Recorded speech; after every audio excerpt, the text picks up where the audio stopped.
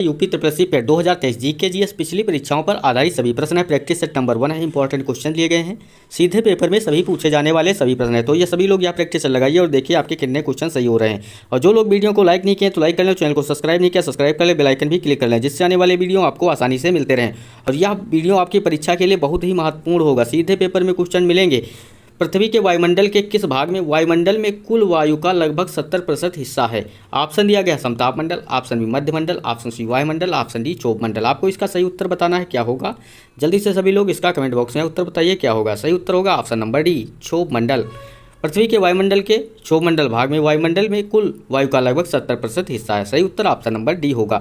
इसके कुछ महत्वपूर्ण बिंदु देखते हैं। आप लोग इस वीडियो से नोट्स भी बना सकते हैं। क्षोभ मंडल पृथ्वी के वायुमंडल का सबसे निचला भाग है और इसमें वायुमंडल के द्रव्यमान में कुल वायु का लगभग 70% और इसके जल वाष्प और एरोसेल का 99% भाग होता है। मध्य अक्षांशों में क्षोभ मंडल की औसत गहराई लगभग 17 किलोमीटर है। क्षोभ मंडल की विशिष्ट विशेषताएं इसका महान घनत्व है। तो क्षोभ मंडल की विशिष्ट विशेषताएं क्या है? तो इसका महान घनत्व है। नाइट्रोजन और ऑक्सीजन के अलावा कार्बन डाइऑक्साइड और जल वाष्प वायुमंडल में निहित लगभग सभी जल वाष्प क्षोभ मंडल में केंद्रित है और विभिन्न मूल इकाई कण हैं। तो आपको याद रखना है। इसका सही उत्तर ऑप्शन नंबर डी क्षोभ मंडल होगा। अगला प्रश्न दिया है, निम्नलिखित हड़प्पाकालीन नगरों में से गुजरात में कौन स्थित है? निम्नलिखित हड़प्पाकालीन नगरों में से गुजरात में कौन स्थित है? ऑप्शन ए धोलावीरा और मेहरगढ़, ऑप्शन बी कोलदीवा और राखीगढ़ी, ऑप्शन सी लोथल और कोलदीवा, ऑप्शन डी धौलीवीरा और लोथल। तो सही उत्तर इसका क्या होगा? सही उत्तर जब इस सभी लोग बताइए इसका क्या होगा। सही उत्तर ऑप्शन नंबर डी धौलावीरा और लोथल जो है गुजरात में स्थित है। सही उत्तर ऑप्शन नंबर डी होगा। इसके महत्वपूर्ण बिंदु देखते हैं।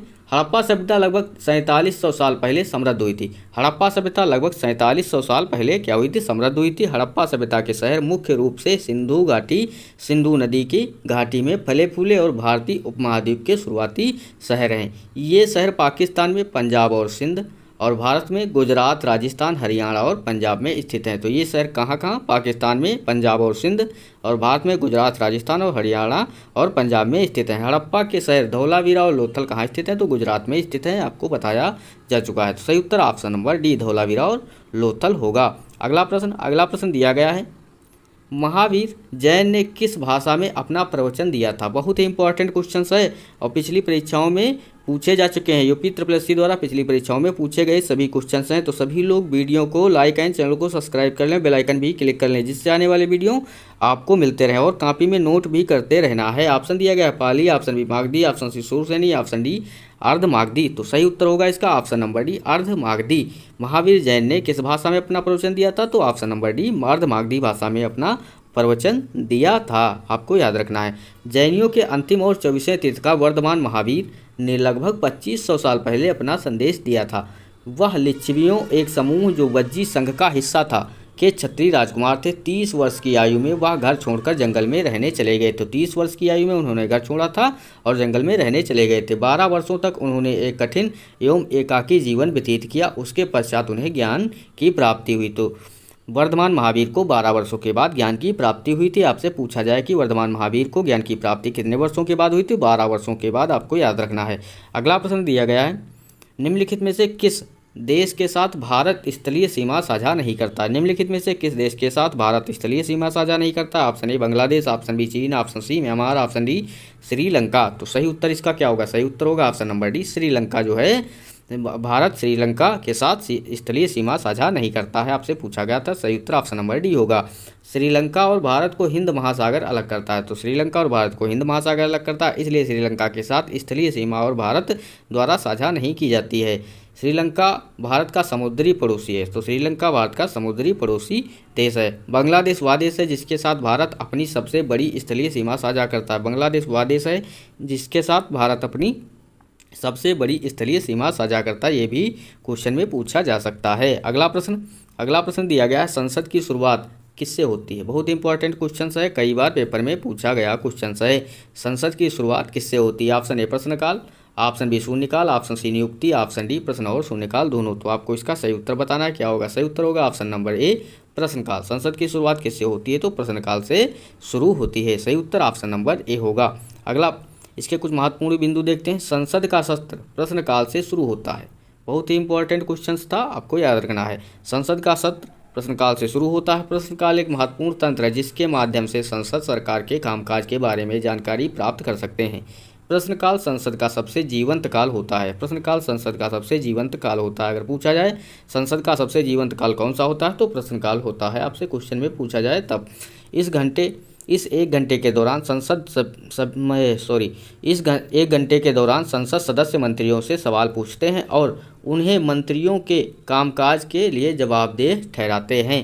संसद जो प्रश्न पूछते हैं वे सूचना प्राप्त करने और मंत्रियों द्वारा उपयुक्त कार्रवाई को गति देने के लिए रूपांकन किए गए हैं। तो सही उत्तर आपका ऑप्शन नंबर ए प्रश्नकाल होगा। और जो लोग वीडियो को लाइक नहीं किए तो लाइक कर लें, चैनल को सब्सक्राइब नहीं किया सब्सक्राइब कर लें, बेल आइकन भी क्लिक कर लें। 1967 में अशोक चक्र वर्ग सेकंड का नाम बदलकर कर दिया गया था। तो क्या कर दिया गया था? ऑप्शन दिया गया अशोक चक्र, ऑप्शन बी कीर्ति चक्र, ऑप्शन सी शौर्य चक्र, ऑप्शन डी वीर चक्र। तो सही उत्तर इसका क्या होगा? सही उत्तर होगा ऑप्शन नंबर डी कीर्ति चक्र। 1967 में अशोक चक्र वर्ग का सेकंड का नाम बदलकर कीर्ति चक्र कर दिया गया। सही उत्तर ऑप्शन नंबर बी होगा। 1967 में पहले कीर्ति चक्र को अशोक चक्र वर्ग सेकंड के रूप में जाना जाता था। कीर्ति चक्र एक भारतीय सैन्य अलंकरण है जो युद्ध के मैदान में वीरता, बहादुरी, आत्म बलिदान के लिए दिया जाता है। यह नागरिकों के साथ साथ सैन्य सदस्यों को भी दिया जा सकता है और इसे मरणोपरांत दिया जा सकता है। यह महावीर चक्र का शांति काल समकक्ष है। तो सही उत्तर इसका ऑप्शन नंबर बी होगा कीर्ति चक्र। अगला प्रश्न पूछा गया है, निम्नलिखित में से कौन ग्रैमी पुरस्कार जीतने वाली पहली भारतीय महिला है? तो निम्नलिखित में से कौन ग्रैमी पुरस्कार जीतने वाली पहली भारतीय महिला है? आपसे पूछा गया, आपको इसका सही उत्तर बताना है। क्या होगा? Option A Priyadarshini, option B Tanvi Shah, option C Rishikesh, option D इनमें से कोई नहीं। तो सही उत्तर इसका क्या होगा? सही उत्तर होगा option number B Tanvi Shah. Tanvi Shah Grammy पुरस्कार जीतने वाली पहली भारतीय महिला हैं। इनमें से पहली भारतीय महिला कौन है? तो तन्वी शाह हैं। अब इसके कुछ महत्वपूर्ण बिंदु देखते हैं। तन्वी शाह ग्रैमी पुरस्कार जीतने वाली पहली भारतीय महिला है। तन्वी का जन्म 1 दिसंबर 1985 को तमिलनाडु, भारत में हुआ था। उन्होंने तमिल, हिंदी और तेलुगु में गाया है। फिल्म युवा के लिए उनकी सबसे यादगार धुन फना थी। फना थी। सितार वादक पंडित रविशंकर 1968 में ग्रैमी जीतने वाले पहले भारतीय थे। और पहले भारतीय महिला पूछा जाए तो तन्वी शाह थी। और सबसे पहले किसने जीता था? तो रविशंकर ने 1968 में ग्रैमी जीतने वाले पहले भारतीय बने थे। सही उत्तर ऑप्शन नंबर बी होगा तन्वी शाह। अगला प्रश्न, निम्नलिखित में से कौन सा एक पौधा मांसाहारी पौधा है? तो निम्नलिखित में से कौन सा एक पौधा मांसाहारी पौधा है? आपसे पूछा गया है। Option A Clarkia, option B Drosera, option C Alyssus, option Alyssum, option D hollyhock. तो सही उत्तर होगा इसका ऑप्शन नंबर बी ड्रोसेरा एक मांसाहारी पौधा है। और जो लोग वीडियो को लाइक नहीं किए हैं तो लाइक कर लें और चैनल को सब्सक्राइब नहीं किया सब्सक्राइब कर लें, बेल आइकन भी क्लिक कर लें जिससे आने वाले वीडियो आपको आसानी से मिलते रहें।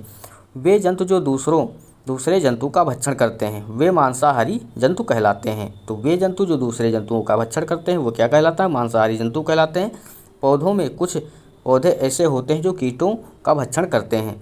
ऐसे पौधों में रूपांतरित पत्तियां होती हैं जिन्हें पिटफॉल ट्रैप के रूप में जाना जाता है। कीट इन जालों की ओर आकर्षित होते हैं। ऐसे अन्य पौधे हैं जैसे ड्रोसेरा, डायोनिया, यूट्रिकुलेरिया आदि। ये घटपर्णी पौधे के पाचक रसों से पच जाते हैं। तो सही उत्तर उसका क्या होगा? सही उत्तर होगा ऑप्शन नंबर बी ड्रोसेरा होगा। अगला प्रश्न, बेसिल कैलमेटे गुएरिन BCG के लिए एक टीका है। तो बहुत ही इंपॉर्टेंट क्वेश्चन है, सभी को इसका उत्तर बताना है। Option A typhoid, option B तपेदिक TB, option C mumps, option D plague. तो सही उत्तर क्या होगा? जल्दी से सभी लोग इसका सही उत्तर बताएंगे क्या होगा। और जो लोग वीडियो को लाइक नहीं किए हैं तो लाइक कर लें और चैनल को सब्सक्राइब नहीं किया सब्सक्राइब कर लें, बेल आइकन भी क्लिक कर लें। और बेल आइकन भी क्लिक करेंगे जिससे कि आने वाले वीडियो आपको मिलते रहेंगे। तो सही उत्तर होगा ऑप्शन नंबर बी तपेदिक या TB। सही उत्तर ऑप्शन नंबर बी होगा। इसके कुछ महत्वपूर्ण बिंदु, BCG का मतलब बेसिल कैलमेटे गुएरिन है। तो BCG का फुल फॉर्म भी पूछा जा सकता है तो आपको कॉपी में नोट कर लेना, बेसिल कैलमेटे गुएरिन है। यह तपेदिक TB रोग के लिए एक टीका है। तो यह जो है TB रोग के लिए एक टीका है। तपेदिक TB माइकोबैक्टीरियम ट्यूबरक्लोसिस, तो आपको याद रखना है के कारण होता है। TB किसके कारण होता है? तो माइकोबैक्टीरियम ट्यूबरक्लोसिस के कारण होता है। तपेदिक TB आमतौर पर फेफड़ों को प्रभावित करता है।